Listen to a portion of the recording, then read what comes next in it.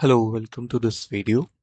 I'm going to show how to identify missing values in your data in SPSS and how to replace those values through the mean of the data. So we are going to focus on academic pressure column here, and we see that this row 15 value is missing here, row 29 is also missing here, and row 52 is also missing here. But to do this for a large data would be very difficult. So we are going to use Analyze feature, missing value analysis, and we are going to add the academic pressure column here to see how many values are missing.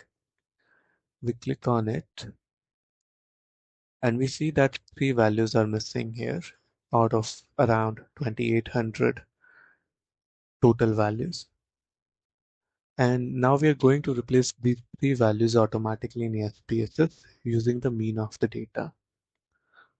We are going to go back to the data and we see here that 3 values are missing in academic pressure. There could be more, but we are not doing about it. To replace these values, we are going to go to transform, replace missing values. We are going to add academic pressure column here, choose the series mean method. Now, as you see here, SPSS automatically would create a new column with the new added values for the 3 missing values.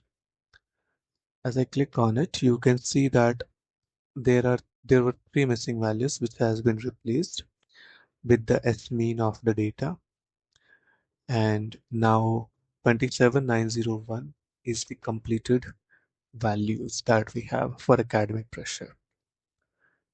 When we go back to the data, we will see that SPSS has created a new column with the new added values. If we go to the row 15, which was missing earlier, as you can see here, it is now replaced with the mean of the column, which was 3.14.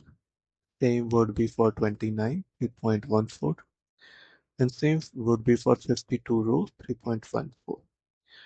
We looked at 3 missing values, but it could be more.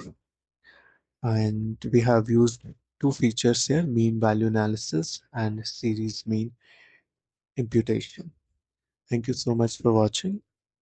Subscribe to get connected.